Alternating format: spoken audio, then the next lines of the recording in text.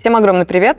Сегодня с вами вновь Алена Пестова. Сегодня покажу, как красить те самые классические стрелки, которые создадут красивый миндалевидный взгляд. Сделаем это правильно и неправильно. Расскажу обязательно о тех средствах, которые помогают мне сегодня в создании идеальнейшего просто эскиза. Прежде чем вообще я начинаю мейк, я сначала готовлю первое. Это брови. Это Nice средство Brow Flow. Очень хорошо ставит брови. И самое важное в подготовке эскиза – это делать укладку перед нанесением крема и перед нанесением тонального средства. Прям это очень важно, чтобы у вас не было эффекта белого налета, чтобы ничего там абсолютно не задерживалось. Покажу вначале, как я делаю укладку вниз, да, приподнимаю брови, далее наверх. Обращаю ваше внимание, что у меня здесь просто сейчас такой максимальный стоячок. Я вот делаю первую укладку, да, такие первые шажки. Класс, я думаю, что вы все оценили. Ну и можно просто аккуратно зачесать, если вдруг вам не нужен чрезмерно насыщенная постановка этих бровей. Причесала их. Здесь сразу же видно, да, насколько брови послушно ведут себя, как поставили, так и стоят. Не рекомендую это средство много раз наносить на волоски, иначе будет большое количество состава на бровях. Вот. И тихонечко приминаю их, убираю излишки и еще разочек причесываю и уже аккуратненько укладываю. Вот таким вот образом. Раз, два, три. Давайте покажу дальше, что мы будем с вами делать. Я очень люблю, когда кожа блестит. И вот два средства, которые я реально подобрала буквально недавно из поездки, это Star Filter. Он прям с красивым блеском, я сейчас покажу, как я его наношу. И его можно смешивать с тональной основой, тоже от Dior. Прям очень сильно нравится текстура, они максимально прям плотные, хорошо закрывают венки, которые у меня есть, да, с самого рождения. И начнем мы с Star Filter. Я так вот на руку наношу, буквально 3 выдавливания, и начинаю раскладывать его. Он довольно-таки увлажняющий, питательный. И вот обращаю ваше внимание, как он выглядит на лице. Я наношу и на верхнее веко его, и на нос, и на губы. Увлажняю и питаю кожу. Вот сейчас прям покажу, как выглядит половина лица с нанесением этого состава. В принципе, в несъемочное время я могу сказать, что можно просто его нанести, он выравнивает, защищает от ультрафиолета, выполняет свои функции, подсвечивает кожу, создавая такой здоровый, красивый блеск. Вот я показываю сразу же, как это выглядит. Можно оставить и таким образом нанести легкий румянец, и, собственно, этого вполне достаточно, потому что состав цветной, с цветом. Еще чуть-чуть наношу.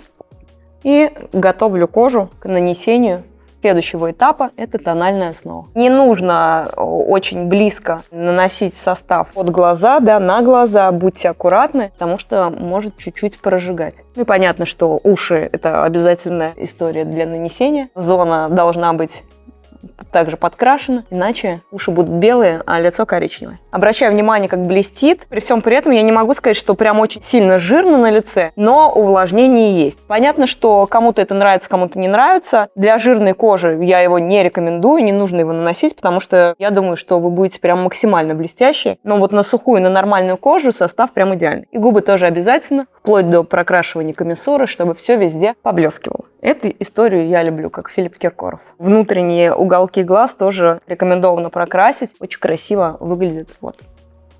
Шею не забываем. Это тоже важно. Растянуть, чтобы не было маски, да, на лице. Вот. До одежды, чтобы красиво переходил цвет. Чтобы не было блестящего лица, а шея матовая и вообще абсолютно другого цвета. Вот.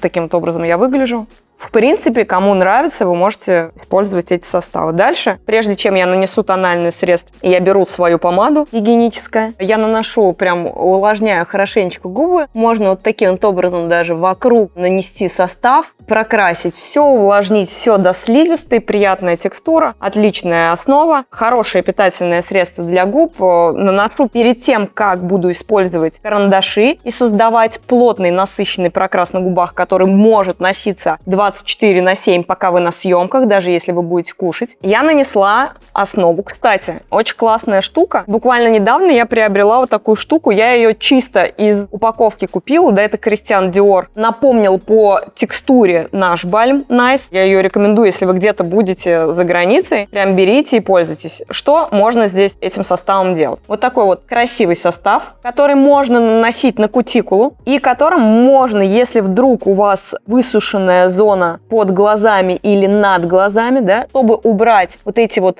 легкие мелкие морщинки, вы можете этот состав наносить под глазки перед тем, как вы будете использовать стойкую текстуру в виде консилера. Дальше я наношу тональное средство, я делаю его немного. Тональное средство от Dior хорошо увлажняет, питает кожу тоже и создает такой красивый матовый эффект. И вот в смешении с первым составом, который я наносила, Star Filter, остается хороший блеск, но чрезмерная вот эта вот перламутровость, она уходит. Поэтому все-таки, если вы идете сниматься или же там работать на камеру, то, конечно, этот блеск, он нам не нужен. В домашних условиях, когда мы отдыхаем, то, конечно, использовать можно, очень хорошо является отражателем, да, солнечных лучей. Обязательно наносим на верхнюю губу и такими вот втаптывающими движениями я готовлю и раскладываю тональные средства по всей поверхности. На шею обязательно тоже захожу, уши затрагиваю, вот. Прыщики аккуратно убираю. Я, кстати, поделюсь с вами средствами, которые клеются на зону прыщика на ночь. Там есть такая аппликация, и сразу же проходит воспаление, на следующее утро просыпаетесь абсолютно с чистой кожей. Поделюсь этими составами, если будет много комментариев. Я подготовила зону. Я вот таким вот образом аккуратно верхние века, если там есть остатки перманентного макияжа, тональным средством тоже прохожусь, чтобы нигде ничего у меня не блестело и не торчало. Делаю аккуратные такие движения, закрашиваю. Нижние века тоже подкрашиваю, чтобы не было никакой красноты. Вот таким вот образом выглядит у меня лицо перед нанесением карандаша. Что я делаю далее? Понятно, что у меня сейчас на лице очень яркая и насыщенная текстура тонального средства. Она жирная довольно-таки. Если мы сейчас на эти веки нанесем карандаш, неважно, подводка, это будет стойкая, не стойкая, все равно может чуть-чуть отпечататься. Далее я купила вот такое вот средство тоже. Forever Glow от Dior. Цвет Pink. Очень красивое средство. Я вот прям тихонечко наношу его на ручку. Тоже красиво блестит. И аккуратно, такими вот легкими движениями закрываю. Если вот, допустим, у меня века оперированное, да, я не буду даже это скрывать. И вот у кого есть вот этот вот легкий шов, вы его прям аккуратно закрываете легкой текстурой, готовите к нанесению как раз-таки сухих текстур. Тоже создает красивый такой перламутр, легкий розовый оттенок. Блестеть мы будем с вами, как говорится, 24/7 и получаем такую красоту. Далее этой же кисточкой я беру средство свое от Ламель и аккуратными втаптывающими движениями, так вот, чуть-чуть даже ручкой своей втаптываю и убираю жирный блеск. Чтобы не получать там чрезмерно белых теней на веке, я это не очень люблю, я беру так аккуратненько и растягиваю пальчиком своим эти тени. Вот.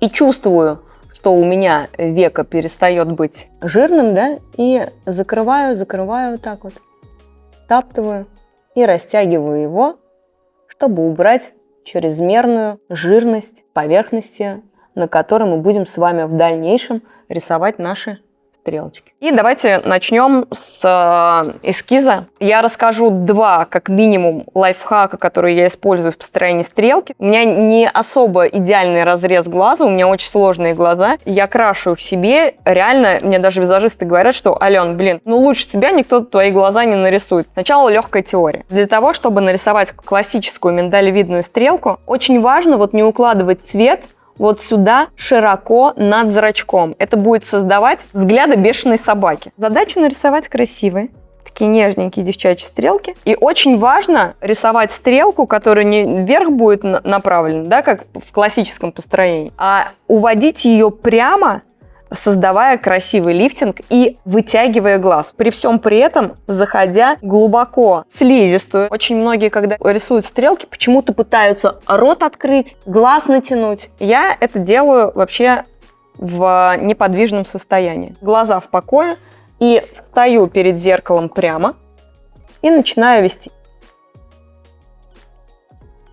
Обращаю ваше внимание, что первую линию, которую я провела, я, кстати, взяла другой карандаш 781, чтобы было лучше видно в камере, он чуть ярче, чуть насыщеннее. Я провела первую контурную линию и начала ее вести от внешней слизистой глаза, аккуратно раскидывая параллельно вот этому нижнему краю верхних ресниц, да? То есть вот куда смотрят у меня мои реснички, туда, собственно, я и провела линию. Я смотрю и продолжаю дальше.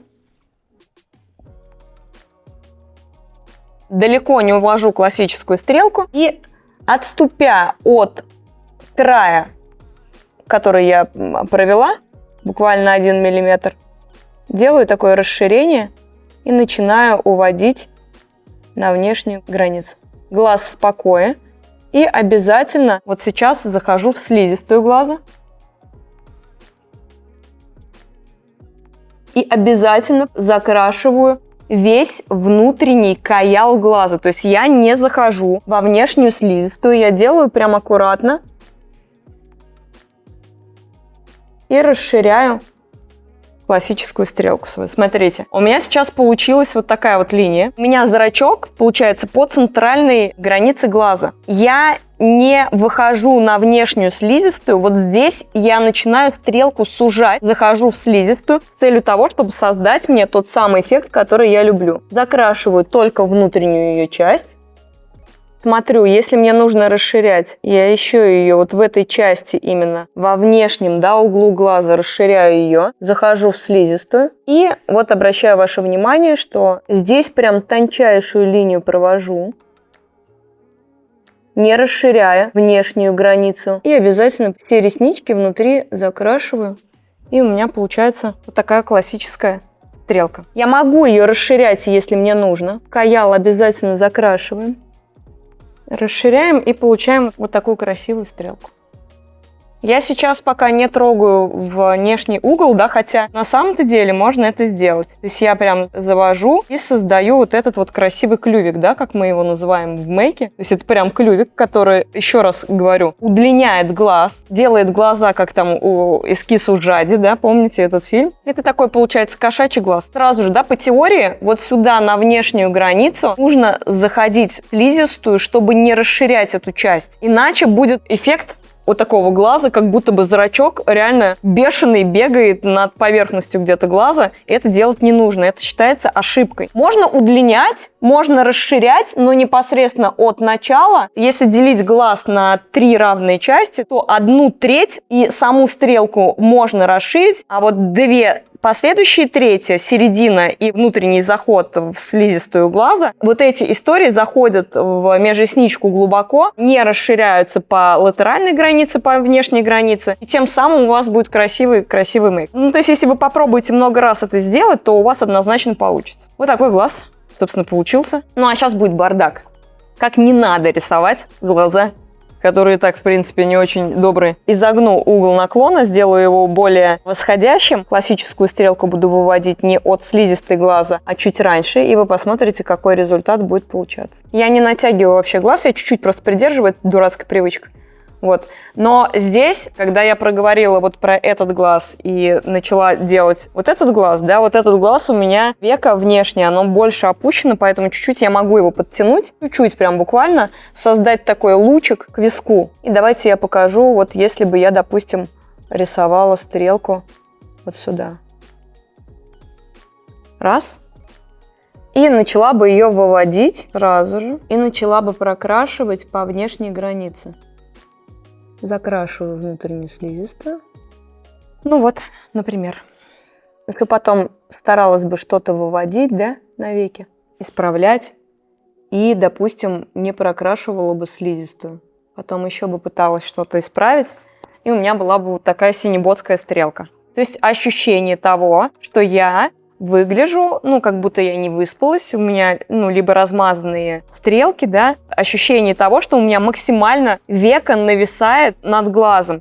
И есть ощущение старости сразу же. То есть это некрасиво, это неправильно. Я просто вижу всегда, как женщины мучаются. Ведь самый главный бич, я понимаю, почему они это делают. Потому что либо у них отпечатается текстура на этом нижнем веке от обычного карандаша, и поэтому они это, сразу же делают. Либо у них века потом отпечатает всю эту историю, и получится, непонятно что. Тут сразу понятно, что что-то не пошло. Я рекомендую вам грамотно делать мейк, и вот как раз-таки вот эта история про заход в слизистую поможет вам создавать красивые текстуры, но очень важно помнить, что основа вот этой красящая, она должна быть стойкая, чтобы у вас не было отпечатка на нижнее веко. Обращаю ваше внимание, у меня сейчас нижнее веко довольно-таки жирное от состава, который есть на мне. Основа карандаша вот этой подводки, она не отпечатывается. И не отпечатается до конца дня. Поэтому выбирайте правильную основу, и будет вам счастье. Я сейчас, конечно же, всю эту гадость сотру, уберу и продолжу рисовать правильно мейк. Не очень красиво, да? Как алкашка, блин. В общем, я поддала, немножечко. И здесь за кадром у нас поступил вопрос на тему того, как делать довольно-таки длинные и объемные глаза, не просто там такая скупая классическая стрелка, поэтому я сейчас нарисую обязательно в конце. Я продолжаю, то же самое ставлю и начинаю вести классику. Я сначала создаю направление. Вот смотрите, если в покое, так вот натягиваешь, и заусенцы пошли. Поэтому чуть-чуть подтянули. Поставили направление, сделали это направление и соединили. И дальше расширяем немножечко ее. Мы это можем сделать легко, прямой линией. И вот сейчас от вот этого угла я зашла в слизистую и выхожу, закрывая старый перманентный макияж. И вот здесь вот все слизистое у меня. И вот смотрите, краешком карандаша своего маркера я прям аккуратно по капельке, такими нежными движениями, плавными, расширяю свою стрелку. Слизистая обязательно, все ресницы должны быть прокрашены, чтобы у вас создался красивый визаж. И давайте сначала доделаем вот таким вот образом. Захожу, каял внутреннего века докрашиваю, захожу еще разочек. Так вот, практически перпендикулярно ставлю и докрашиваю внутреннюю слизистую своего глаза. Вот смотрите, направление, которое сейчас появляется у меня. Глаза довольно-таки выглядят симпатично. Никакой кусачей собаки. Нежно и довольно-таки красиво. Я буду расширять сейчас обязательно. Так вот ставлю. И никаких катышек не будет. Все очень красиво. Я сделала стрелки. Да, я могу еще лучше, сегодня так. Да и не суть, все равно красиво. Сейчас мы с вами сделаем следующий очень классный трюк. Как при помощи геля для бровей Brow Flo поставить ресницы без вот этих вот щипцов, которые очень сильно выкручивают, реснички, и без ламинирования. Вот у меня лично на ламинировании бровей и глаз был один раз отек Винки, поэтому я не использую химические методы, и мне либо щипцы, либо вообще забить на ресницы, либо Brow Flo. Мы не будем ничего здесь обрезать, вы просто будете видеть, как в процессе я крашу ресницы, можно прямо вот так вот проделать. Здесь не надо никаким феном поддувать. И вот я прямо у самого выхода ресниц, около луковичек, таким вот образом ставлю ресницы. 3 раза я махнула, и я обращаю внимание, что происходит с моими ресницами. Смотрите, как выглядят ресницы. Мне не нужно, чтобы у меня ресницы под углом 90 градусов стояли в отношении века. Поэтому я просто причесываю их. Очень здорово непослушные ресницы она фиксирует и причесывает, и укладывает. Еще разочек вот таким вот образом я расчесываю ресницы. Это своего рода такой ритуал для меня лично. Вот, я сделала, и у меня еще раз реснички встали. Еще раз повторюсь, можно еще ярче это делать, но мы не будем. И сейчас тушь, такой тоже кисточкой, похожей на нашу кисть от Brow Flo. И я делаю далее мейк. Аккуратно. Сильно не докрашиваю. В общем, вот такая вот история. И, кстати, напишите в комментариях, как вы думаете, почему женщины рот открывают, когда мейк делают? Что-то натягивают, видимо. И вот смотрите, вот так вот у меня сейчас ресницы стоят. Но это реально круто. Вот лично для моих ресниц они вообще вниз смотрят, а нижних вообще как будто нет, они крученые. Сделали. И еще раз другой век тоже подкрасили. Таким вот образом.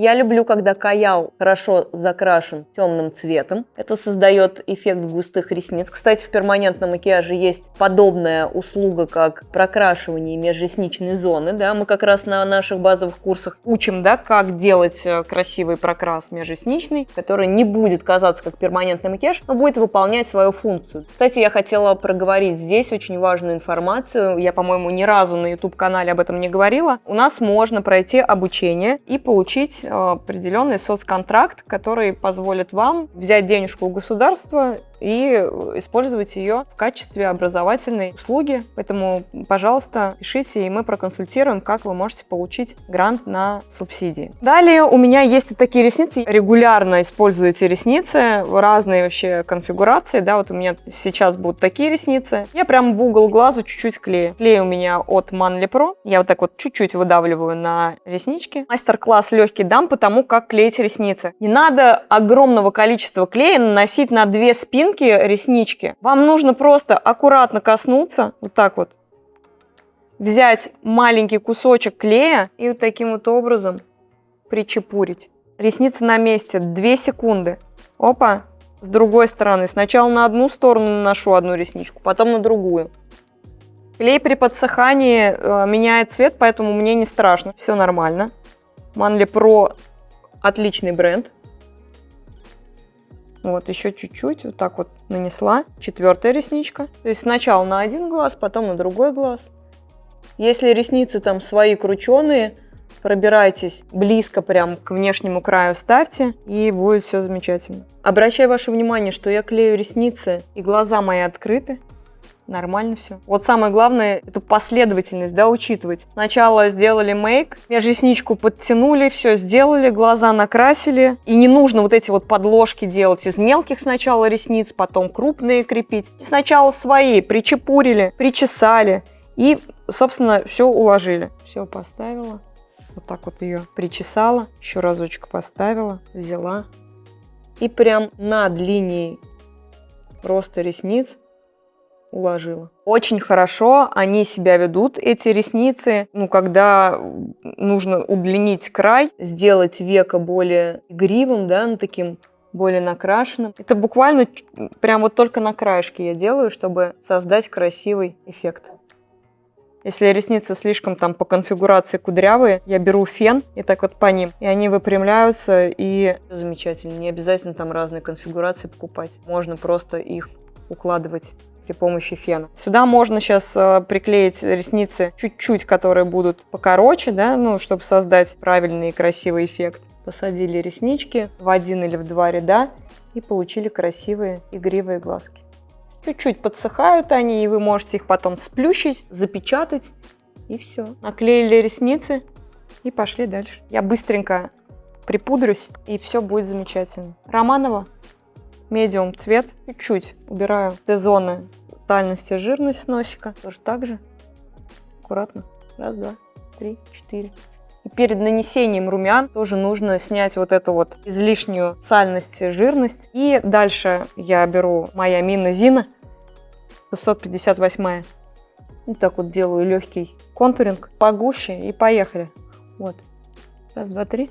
Еще чуть-чуть можно прям. Просто эти визажисты, они же так все муторно делают. А ты тут раз, и на матрас. И, понятно, чуть-чуть томфордовских румянчик сделали. Если чуть-чуть переборчили, взяли другую кисточку и убрали излишки. Но пока дойдешь, как говорится, все будет выветриться уже. Поэтому чем больше румян, тем лучше настроение. Марфой Васильевной я очень сильно люблю быть. Если чуть-чуть тональное средство там попало на веки, мы берем карандаш Vivien с собой, я уже его раньше показывала. Если тональное средство попало на брови, мы вот так вот создаем легкий мейк. У меня реально брови как у волка, как у деда, как у папы. Короче, брови мужские максимально. И иногда они настолько сильно вьются, что это начинает вызывать дискомфорт, какую-то небрежность на лице, и, в общем, хочется их перещипать. Вот. Я пощипала немножечко сегодня, и у меня пучки теперь есть перещипанные. Поэтому карандаш приходит нам как раз на помощь, и я вот та, которая у меня пустоватые теперь, я их подкрашиваю, чтобы проплешинок не оставалось. Все. Карандашик нам нужен для этого. Если ресница где-то отлетела или стоит неправильно, вот так вот беру свои ресницы, которые я нарастила, после того, как клей подсох, склеиваю их у основания, ну и все. Вообще порядочек сразу же становится. Все. Пользуйтесь моими лайфхаками. В общем, ничего такого страшного нет, не произошло. Я думаю, что вам понравился мой мастер-класс. Пишите комментарии, подписывайтесь на мой канал. Здесь будет много про косметику, потому что скоро я еду в Китай, и оттуда я буду снимать сколько всего. Я Алена Пестова, и я знаю все о мейке за 30 минут перед профессиональными съемками. Поэтому вам однозначно со мной по пути. Пока-пока.